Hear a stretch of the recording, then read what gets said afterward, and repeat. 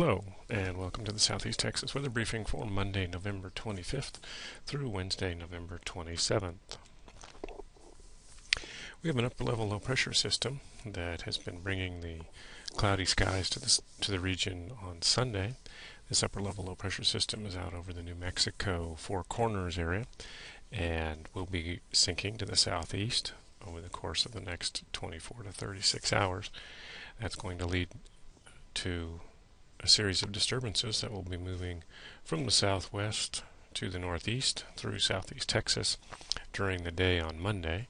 And with the abundant moisture that we have across the region, we can expect some widespread rainfall. That upper level low pressure system is really going to come into play on Monday night and Tuesday as it gets into the area. Rainfall across the region. We can expect some real widespread quarter to half inch amounts across the region. Those will be very, very common. There will be some heavier amounts that will fall across the area, and we'll likely see some bands of rain that stretch from the southwest to the northeast, with the heavier rains towards the east. Amounts of 1 to 3 inches are certainly within the realm of possibility. But again, very widespread rain across the area throughout the day on Monday. And we can expect the first of those little batches of rain to move through before sunrise on Monday, and then a couple more of those lined up from southwest to northeast through the area on Monday and Monday night. Then things begin to change on Tuesday. That upper level low pressure system, which was out here near the Four Corners area, will sink down into northwest Texas Monday evening, and then continue to progress to the southeast and south-southeast. That upper level low pressure system will eventually track across southeast Texas Tuesday during the day. That's setting us up for a situation where we're going to have cold air sinking down across the region. We're definitely going to be seeing temperatures widespread across the area in the 30s and 40s the next couple of days. You're going to really struggle to get any warmer because of the rain that will be falling across the area and then the widespread thick cloud cover across the area. On Tuesday, as that upper level low pressure system moves into the area, eventually we may transition from the rainfall, stratiform rain that will be moving through the area with showers and maybe even an isolated thunderstorm closer towards the coast. This is a map of the barometric pressure across Texas on Tuesday at around noon. We'll have the upper level low pressure system will be over the western parts of southeast Texas. We'll still be getting precip. That'll be the purple in here, and then some areas of blue, which are the heavier amounts. This shows that we'll have a strong north wind across the area. It'll be driving that cold air down across the area, and then we'll bring in that cold air aloft in the upper parts of the atmosphere.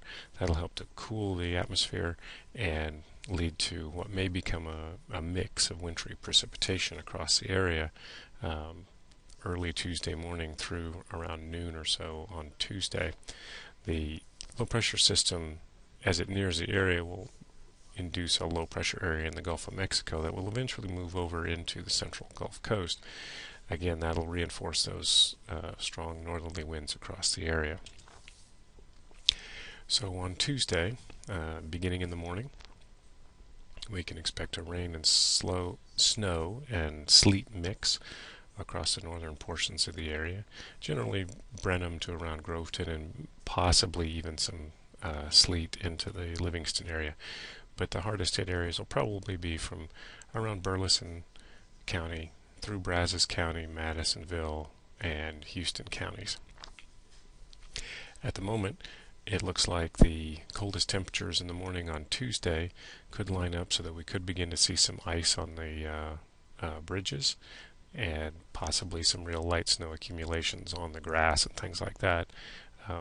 So other than some icing on the elevated roadways, it looks like most of that will melt as it hits the ground, and the ground is still relatively warm, although during the day Monday and into Tuesday morning it looks like the temperatures are going to hold just above freezing, so it looks like it'll be difficult for any of that to really stick and freeze and accumulate in much other than perhaps on the grass and then the isolated elevated roadways where we might possibly see some ice. So if you're going to be traveling on Tuesday, be prepared for the possibility of some wintry weather. Then Wednesday, that upper level low pressure system moves out of the area, and we will clear out our skies. It's going to be breezy, dry, and chilly throughout the day on Wednesday. Winds will begin to let up during the afternoon and into the evening hours. This is the wind chill at 6 a.m. on Wednesday. So if you're going to be out, you're definitely going to want to bundle up. We'll be looking at apparent temperatures, wind chill temperatures of anywhere from around 20 to 25 degrees across almost the entire southeast Texas area, except perhaps along the coast where we might get closer to 30 degrees for a wind chill. During the afternoon, we will be warming up, and it looks like we'll probably climb into the mid to upper 40s across the region.